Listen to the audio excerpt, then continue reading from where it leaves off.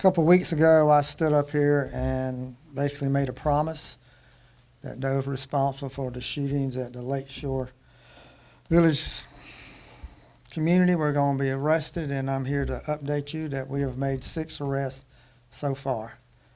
This has been a very complicated investigation involving Team A, Team B, and Team C, and multiple shootings, not just the one that happened at the pool, but some other shootings that we have, and actually has ties going back to a murder a year ago at the same place, at the pool. Again, I stand up here and talk about young people with guns and just don't care, and that's what we're seeing in this case and other cases that they're involved in. Just want to shake your head and say why. The shooting at the pool was over something pretty much not that significant. Somebody had a chain pulled off their neck, and as a result of that, you have different teams get in a shootout. The common denominator is that Team A has been involved in many shootings. The guns that we've recovered have been involved in many shootings. The people involved are going back and forth to different places and doing drive-by shootings, and it's out of control with this group. And I'm not going to identify who's on Team A, who's on Team B, and who's on Team C. This investigation is still very active. We still have more people that we're going to lock up. We recovered, it's up to 80 shell casings now from the shooting at the pool. Shell casings from that shooting at the pool has been linked to at least 3 shootings in Fairfield County and 1 in Richland County. It's just, again, a small group of young people just totally out of control. That's the pictures of the 6 that we've arrested so far. And you should have a printout of all their charges. I'm not going to go through all their charges, but probably half of them were already out on bond. At least a couple were on bond for other crimes that they'd committed over the past recent times, out on bonds. It's another thing we talk about, the same people getting out and going out here and shooting in the community. Today is just to give an update and to uphold a promise I made that we were going to get to the bottom of this, and that's what we're doing. And we're nowhere close to being finished. Individuals that we've arrested here all had guns on them, and none of those guns were used in the shootings at the pool. So it shows that they've got rid of those guns or gave them to somebody else, and they've already got their hands on some other guns. Guns and young people who don't care, and we're just seeing so much of that. The community has really helped us out with surveillance cameras, ring cameras, giving us information that's allowed us to go out and get to where we're at. The ballistics that we were able to get has helped us out. Linked guns and shell casings to other shootings and to people. We'll continue to focus on that. That's one of the benefits of having a forensic lab here, is that we're able just to do the work ourselves and put a priority on it and get it done very quickly. The community at the Village of Lakeshore has a community meeting on June the 20th. We'd asked them to hold off a little bit, and they have for the past couple of weeks until we made some of the rest. So we've been working very closely with the community. The people out there are upset, they're scared, and they want something to happen. So we told them our part was making it happen and making an arrest. Second part, what we're going to do on June the 20th, is our community action team will be there, and we'll help them establish their neighborhood crime watch so they can be more involved. They really want to get involved now and get organized. They were involved, but now they want to get more organized. So the community action team will be out there, and we'll help them do that. We have one person that I'm going to publicize that we're looking for. Joshua House. If you'll go back to the original video that we showed of the shooting at the pool, he was very prominent. He had the pink shirt on and he had the assault rifle. His family has promised us that he would turn himself in all the way up until yesterday. He has failed to turn himself in, so he is one of our most wanted right now. If anybody knows where he's at, if you need motivations money, call Crime Stoppers. You can probably get at least $1,000. But he is someone that needs to be taken off the street. He is currently out on 2 bonds and there was a bench warrant issued for him for failure to appear for court. So we need help. We need help. We need the community to stand up and help us catch him, get him off the street. Again, he was one of the main ones, if you'll look at that video, that was with that assault rifle, just fired numerous rounds. He's had the opportunity to turn himself in through his family. I don't know if they've been conning us or what, but he has not turned himself in. They did not show up yesterday when they promised they would, so he's a fugitive right now as far as we're concerned. So we need help in getting him caught. I'm standing here telling the community that together we can put a stop to some of this stuff. It takes a team effort, and that's all of us. You know, again, go back to the parents. Parents have got to be involved. The community's got to stay involved. Our churches, our schools, everybody's got to stay involved. One thing I am very encouraged about, talk about our summer camps and keeping young people occupied. We have over 400 young people signed up to go to our summer camps, probably the largest group that we've ever had, which I think is good, and that's showing that parents and grandparents are listening and following the advice of having your young people busy this summer, so they're signing them up for our summer camps. Just, you got to do something. But these here is just a small group of the young people that we've got. Most of our young people are good, doing good things every single day. These are the hoodlums who are running out here with guns that are doing multiple shootings. Team A, Team B, and Team C. Well, Team A, Team B, and Team C are going to be held accountable, and they're going to get locked up. We're not through. We got people still out here that we're after, including this one.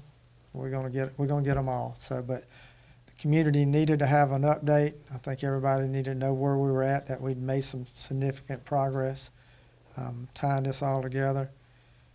It is a massive investigation with lots of good investigators working on it. They have done a great job in tying all these cases together.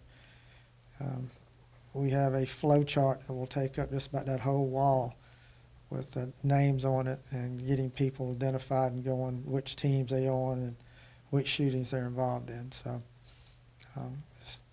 again, people went to jail and people are going to continue to go to jail. Questions? I know in the last press conference you talked about how they were using illegal switches. Glock switches. Yeah, Glock switches. Were the people that you were showing, were they using illegal Glock switches? And also I wanted to ask, how many illegal switches have you all seized this year? I don't know how many we've seized, but it's been a good number of them. We have not recovered any of the guns that match shell casings from the shooting at the pool. They've all had other guns on them. We have not completely determined how many guns had clock switches on them during the shootout. But if you'll listen to the video and the audio, you can hear the guns that are shooting fully automatic. That's the one that's got the Glock switch on it. The one individual we caught running away that still had his gun on him had a Glock switch on that gun. Sheriff, could you provide us a little bit more information about what started it? You said something about a chain being pulled up? That's just part of it. You know, again, some of it goes back to a murder that happened over a year ago.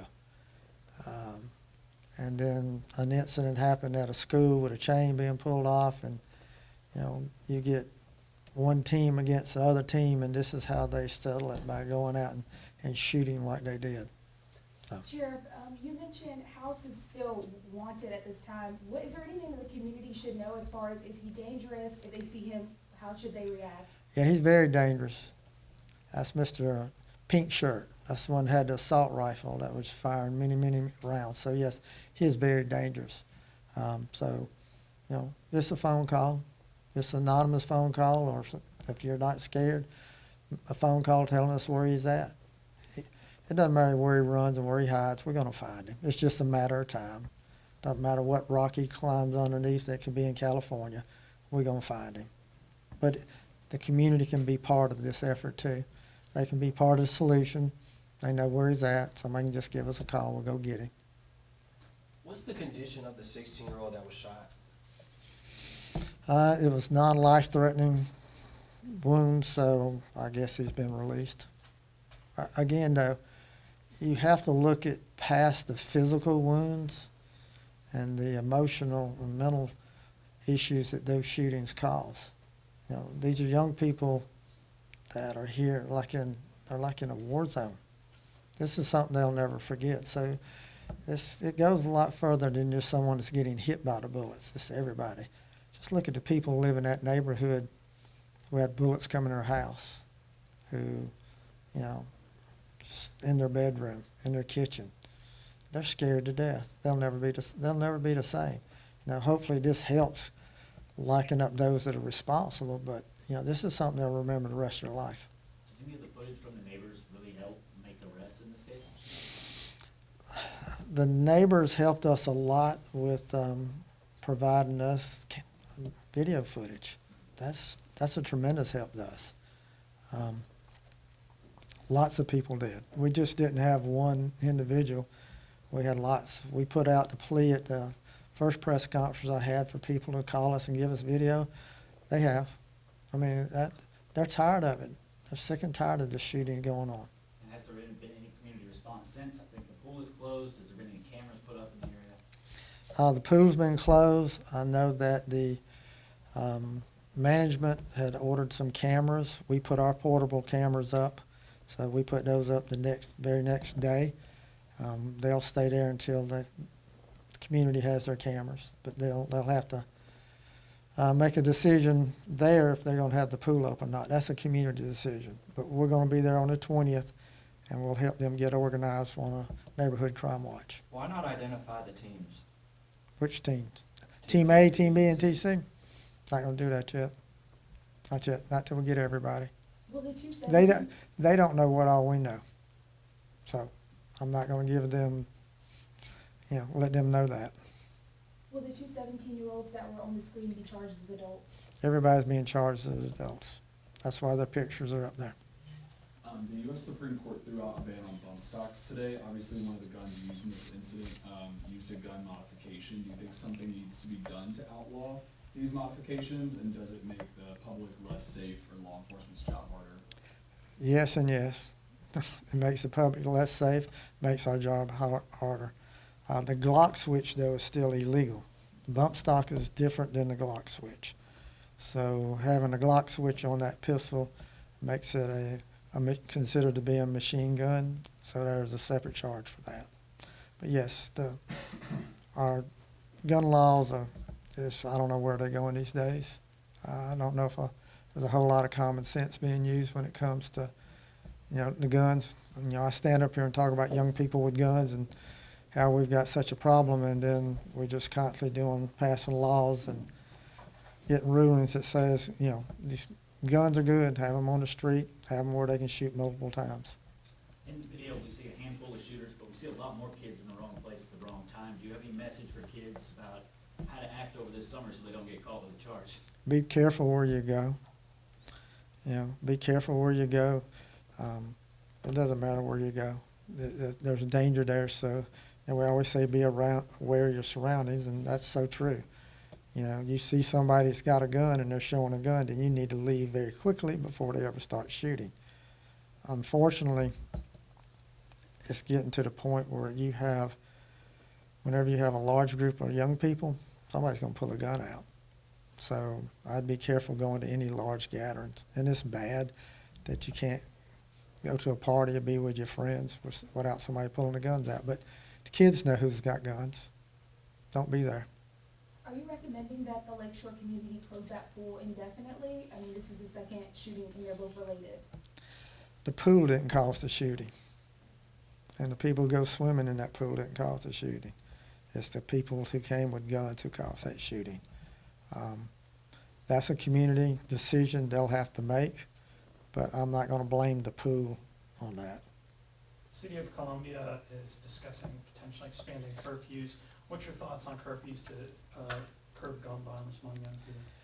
I've only seen 2 very effective curfews, and that was in 2015 when we had the Great Flood, and then also when we had COVID. That's because people followed it. People cared. People were scared, and that's what they were going to do. I don't know if a county-wide curfew with young people is going to be the answer. I think the answer is changing minds and hearts, but also parents. Good kids will follow the curfew. The bad kids out here with guns, you think they're going to follow a curfew? No, they're still going to go out and do the same thing. So I don't know if that is definitely not the answer. It may help, but it is not the answer. The answer that's going to be creating a generation who doesn't believe in the gun is the answer to everything that they need in life. It doesn't give them power and respect. It gets them in prison or gets them in the cemetery. Is there consistent patrolling from the department in that area since that shooting happened? We've always had patrolling in that area. You know, that's how we caught the young man that was still there that was running with a gun. We were there that quick that we watched him run from the scene with a gun. So, you know, our presence is not an issue. It's the people with the guns who are the issue. All right, thank y'all.